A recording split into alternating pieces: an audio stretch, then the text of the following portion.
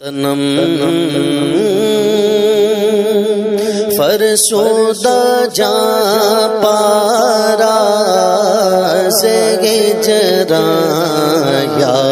رسول اللہ۔ السلام علیکم ورحمۃ اللہ وبرکاتہ۔ نحمدہ ونصلی ونسلم علی رسولہ الکریم، اما بعد فاعوذ باللہ من الشیطان الرجیم، بسم اللہ الرحمن الرحیم۔ اللہ سبحانہ تعالی خالق شش جہات اور مالک کل کائنات ہے۔ اس نے اپنی مخلوق کے اندر گریڈز اور درجات رکھے ہیں، جن میں حضرت انسان کا درجہ بلا شبہ پہلا ہے اور اس کی پوزیشن فرسٹ گریڈ کی ہے، کیونکہ اللہ تعالیٰ نے اسے اشرف المخلوقات اور اپنا خلیفہ و نائب بنا کر اس دنیا میں بھیجا ہے۔ وَلَقَدْ كَرَّمْنَا بَنِي آدَمَ اور وَإِذْ قَالَ رَبُّكَ لِلْمَلَائِكَةِ إِنِّي جَاعِلٌ فِي الْأَرْضِ خَلِيفَةً جیسی تابندہ آیتیں اس حقیقت پر شہادت عدل قائم کرتی ہیں۔ اس کے بالمقابل کائنات کے اندر موجود دیگر مخلوقات کے اندر یہ وصف و کمال ہرگز نہیں پایا جاتا۔ یہ صرف اور صرف حضرت انسان کا اختصاص اور امتیاز ہے کہ اللہ نے اسے روز ازل سے ہی اپنی نیابت و خلافت کے لیے چن لیا ہے۔ پھر انسانوں کے اندر بھی اللہ تعالیٰ نے گریڈز بنائے ہیں اور اس کی درجہ بندی فرمائی ہے۔ چنانچہ بعض کو اعلیٰ بنایا، مثلا اولیاء کرام، بعض کو افضل بنایا، مثلا انبیاء اعظام، اور بعض کو افضل ترین بنایا، مثلا مرسلین ذوی الاحتشام، اور بعض کو سبوں پر درجوں فضیلت دی، جیسے حضور سید الانبیاء والمرسلین محمد رسول اللہ صلی اللہ تعالی علیہ وسلم۔ یہاں یہ نقطہ ذہن نشین رکھنے والا ہے کہ نبوت و ولایت میں ایک بنیادی فرق یہ ہوتا ہے کہ نبوت خالص وحبی چیز ہوتی ہے، یعنی یہ محض اللہ سبحانہ تعالیٰ کی عطا اور فضل ایزدی ہے۔ وہ جسے چاہے پیغمبری بخش دے۔ بندے کی قد و کاوش، مجاہدہ و ریاضت اور کسی بھی طرح کی جد و جہد کا اس میں کچھ بھی دخل نہیں ہوتا۔ اسی لیے ہر پیغمبر ماں کے شکم سے ہی پیغمبر منتخب ہو کر آتا ہے۔ پیغمبران اعظام اللہ تعالیٰ کے ایسے مقرب اور برگزیدہ بندے ہوتے ہیں جنہیں پروردگار عالم نے اپنا سرمدی پیغام بندوں تک پہنچانے کے لیے عالم ارواح ہی میں منتخب فرما لیا تھا۔ یہ دراصل رب ذوالجلال کا ازل سے حسن انتخاب ہوتے ہیں۔ اب غور کرنے کی بات ہے کہ جب ہر نبی مادر زاد ہوا کرتا ہے تو پھر نبی آخر الزمان پیغمبر انس و جاں علیہ السلام کے بارے میں بعض لوگوں کا یہ عقیدہ رکھنا کہ آپ جب 40 برس کے ہوئے تو اللہ تعالیٰ نے آپ کو نبوت عطا فرمائی، بڑی اعلیٰ درجے کی لا علمی اور تاریخ کی بدترین غلط فہمی ہے۔ بلکہ حقیقت یہ ہے کہ 40 سال کی عمر میں آپ نے اعلان نبوت فرمایا، یعنی 40 سال کی عمر میں آپ پر سلسلہ نبوت کا آغاز نہیں بلکہ سلسلہ وحی کا آغاز ہوا، ورنہ آپ تو اس وقت بھی نبی تھے جب ابھی ابو البشر حضرت آدم علیہ السلام کا خمیر بھی تیار نہ ہوا تھا، جبکہ ولایت بھی وحبی ہے، لیکن اس کا دروازہ کھلا ہوا ہے۔ یہ کبھی پیدائشی ہوتی ہے اور کبھی غیر پیدائشی، یعنی کچھ اولیاء ایسے ہوتے ہیں جنہیں اللہ تعالیٰ منصب ولایت پر فائز کر کے دنیا میں بھیجتا ہے، جنہیں ہم عام زبان میں مادر زاد ولی کہتے ہیں۔ ان کی شانیں بڑی بلند ہوتی ہیں اور ان کا مقام و مرتبہ دارۂ عقل و خرد سے باہر ہوتا ہے، جبکہ بعض اولیاء ایسے ہوتے ہیں جنہیں عبادت و مجاہدے کی کثرت اور نوافل پر مداومت کی وجہ سے اللہ تعالیٰ درجہ ولایت سے نواز دیتا ہے۔ یہ بھی اصلاً وحبی ہی ہوتی ہے۔ ہاں، اعمال صالحہ سبب بن جاتے ہیں اور کبھی محض فضل الہی یا کسی صاحب ولایت کی دعا و تصرف سے بھی ولایت بخش دی جاتی ہے۔ اس کی تائید بخاری شریف کی اس روایت سے بھی ہو جاتی ہے جس میں اللہ تعالیٰ نے فرمایا ہے بندہ نوافل کے ذریعے میرا قرب حاصل کر لیتا ہے یہاں تک کہ میں اسے اپنا محبوب مقرب بنا لیتا ہوں، پھر میں اس کا کان بن جاتا ہوں جس سے وہ سنتا ہے، اس کی آنکھ بن جاتا ہوں جس سے وہ دیکھتا ہے، اس کے ہاتھ بن جاتا ہوں جس سے وہ پکڑتا ہے، اس کے قدم بن جاتا ہوں جس سے وہ چلتا ہے، پھر وہ جو کچھ بھی مانگتا ہے میں اسے ضرور عطا کرتا ہوں۔ گویا اللہ تبارک و تعالیٰ کا اپنے بندوں پر کیسا بے پایاں فضل و احسان ہے کہ اس نے اپنی ولایت کا دروازہ کھلا رکھا ہے کہ اگر ہم فرائض کے بعد محض اس کی رضا کے لیے نوافل کا اہتمام کریں تو امید ہے کہ رب عز و جل ہمیں بھی اپنا محبوب و مقرب بنا لے گا۔ اب ہمارے نوافل جیسے جیسے بڑھتے جائیں گے ویسے ہی اللہ سبحانہ و تعالیٰ الطاف و انعامات اور اس کی نوازشات کی برسات بھی ہم پر زیادہ سے زیادہ ہوتی جائیں گی۔ یہاں یہ نقطہ ذہن نشین رکھنے والا ہے، نوافل صرف نماز ہی کے نہیں ہوتے بلکہ نوافل میں ہر وہ کام شامل ہے جس سے خدا کو خوش کیا جائے اور اس کی رضا حاصل کی جائے۔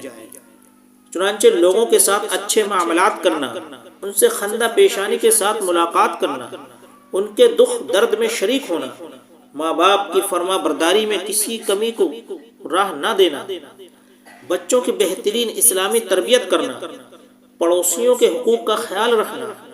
اپنی ذات کو خلق خدا کے لیے فائدہ مند بنانا، کسی کو اپنے کسی عمل سے تکلیف و آزار نہ پہنچانا، اپنے مال میں غریب و نادار کے لیے حصہ رکھنا وغیرہ، یہ سب کچھ نوافل کے تحت آتے ہیں۔ لیکن یہ قاعدہ بھی یاد رہے کہ نوافل کا درجہ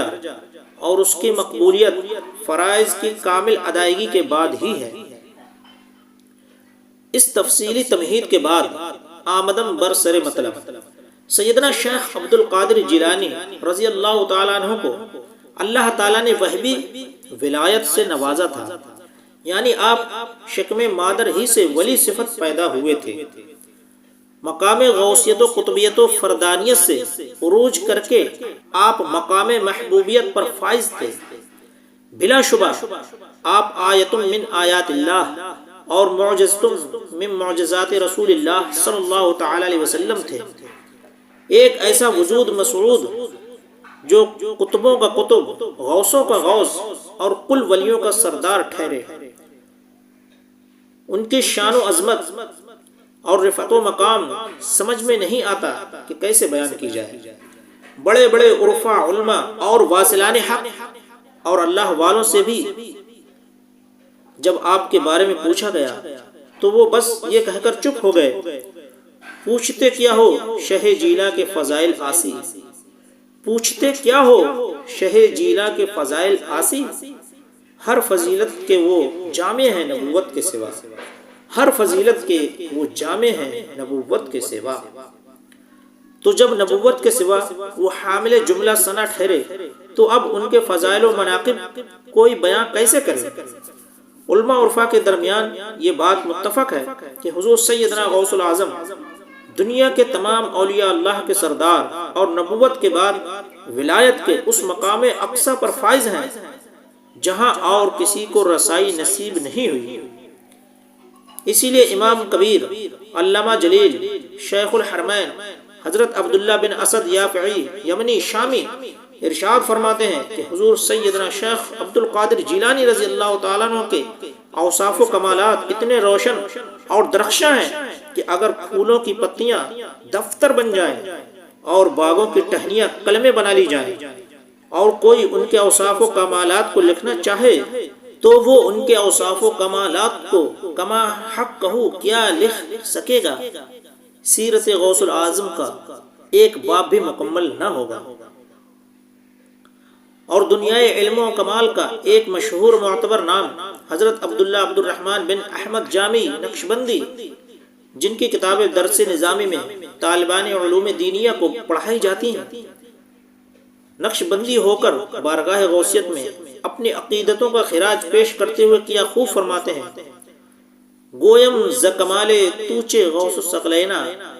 محبوب نبی ابن حسن آل حسین، سر برقدمت جملہ نہادن و گفتند، تاللہ لقد آثرک اللہ علینا. یعنی اے غوث الثقلین شیخ عبد القادر، آپ کے اوصاف و کمالات کو میں کیسے بیاں کروں؟ آپ کی شان عظمت کا حال یہ ہے کہ آپ محبوب رب العالمین کے محبوب ہیں، حضرت امام حسن کے بیٹے اور حضرت امام حسین کی مقدس آل ہیں. زمانے کے سارے ولیوں نے اپنے سر آپ کے قدموں پر رکھ دیے اور زبان حال سے یہی نعرہ لگایا کہ اللہ کی قسم، یہ مرتبہ اور یہ فضیلت ہمارے اوپر آپ کو کسی اور نے نہیں، اللہ رب العزت نے عطا فرمائی ہے. اور پھر امام اہل سنت مجدد دین و ملت سرکاری اعلی حضرت امام احمد رضا خان فاضل بریلوی رحمۃ اللہ علیہ نے مناقب غوثیہ میں جو جگمگاتے ہوئے اشعار نظم کیے ہیں اور سیرت و کردار غوث اعظم کو جس اچھوتے اور دل چھوتے انداز میں بیان کیا ہے، وہ صرف اور صرف آپ ہی کا حصہ ہے. چند اشعار دیکھیں: واہ کیا مرتبہ اے غوث ہے بالا تیرا، واہ کیا مرتبہ اے غوث ہے بالا تیرا، اونچے اونچوں کے سروں سے قدم آلا تیرا، اونچے اونچوں کے سروں سے قدم آلا تیرا. جو ولی قبل تھے یا بعد ہوئے یا ہوں گے، جو ولی قبل تھے یا بعد ہوئے یا ہوں گے،